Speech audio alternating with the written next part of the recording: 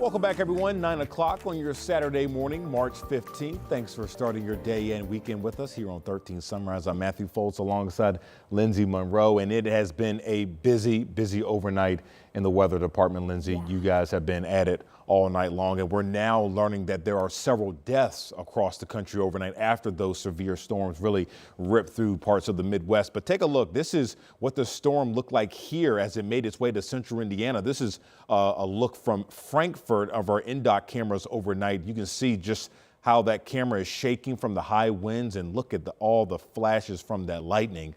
Meanwhile, this is video from our affiliate station in St. Louis. We're going to get to that. There it is right there, showing the heavy rain from the storms last night. As you can just see, there was damage to homes and businesses in the area. Heavy rain as well as wind tore through that area. So Lindsay, you guys were at it for hours this morning with that extended severe weather. We know the blunt of the severe storm is out of the way now. I guess now we're kind of just preparing for the second round. Yeah, and it's going to be much less severe. Round two is, and primarily we are looking at, I think my mic may have died. Oh wait, are we back now? I think so. I've had this mic on since about 2 o'clock this morning, so if it dies, let me know. We'll change it out. But yes, so we were tracking this overnight. Played out exactly how we had anticipated, coming into the western side of the state first and then moving from west to east and prompting severe thunderstorm warnings along the way, and even a few tornado warnings as well. So want to get you out to the radar as all local watches and warnings from overnight within the past really 10 to 15 minutes have been allowed to expire.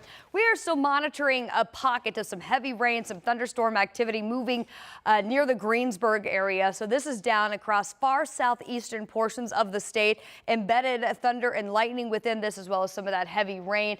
That's getting ready to track through Greensburg right now, but it is below severe limits. It is not anticipated to increase as far as its potential. So that is some good news, and hopefully we can get this out of here shortly. Here's a look at one of the live cameras down along the I-74 corridor just to the southeast of Greensburg. So some fresh rain there on that camera. We've also been monitoring power outages over in Rush County, reporting 5,000 outages still at this point. A lot of our numbers, though, have started to drop. So that's some fantastic news for those who perhaps did lose power overnight. We are seeing that get restored somewhat quickly.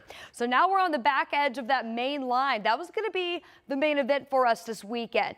Down to our south, that's a different story. Across the U.S., especially places down in Mississippi and Alabama, we are anticipating a widespread severe weather outbreak for later today as that cold front moves into this zone. So from Jackson, Mississippi, Tuscaloosa, central portions of Alabama, there will be several tornadoes that will develop later today in that zone. Now, we're on the northern extent of that. So most of Indiana in this green zone, that's a level 1 of 5. For the potential, we could see a couple of embedded stronger storms today, but that's going to be pretty low end. Coming up, we'll talk more about the timeline of this. Looks like mainly after 2 p.m. with an additional inch to an inch and a half of rainfall. Again, we'll get to that timeline in just a few minutes. All right, we'll see you then, Lindsay. We continue to follow breaking news from the city's southwest side. One person is in critical condition after a shooting. Our Emily Longnecker has been live at the scene for about an hour now. And Emily, have we learned any new information?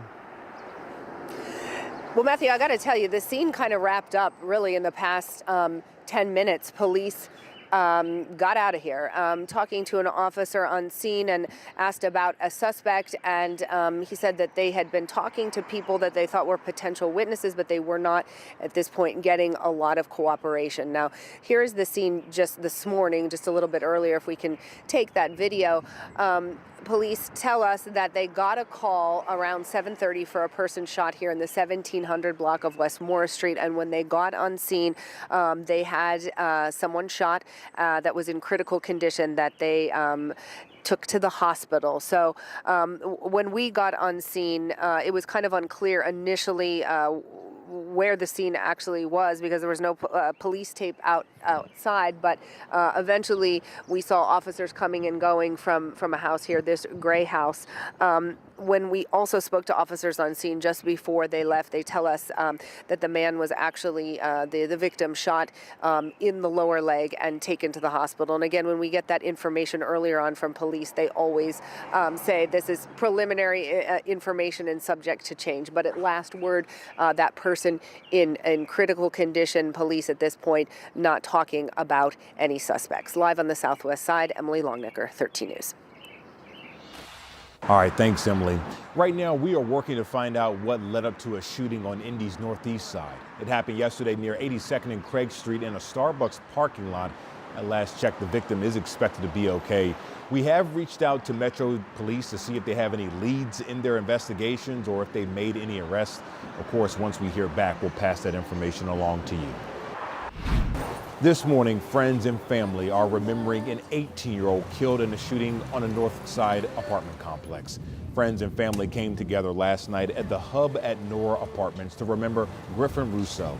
Dozens of people gathered at a memorial set up for the 18-year-old, releasing balloons in his honor. He was found shot and killed inside of an apartment back on March 2nd. IMPD says they took the suspected shooter into custody at the scene. However, that person was released while they continue to investigate.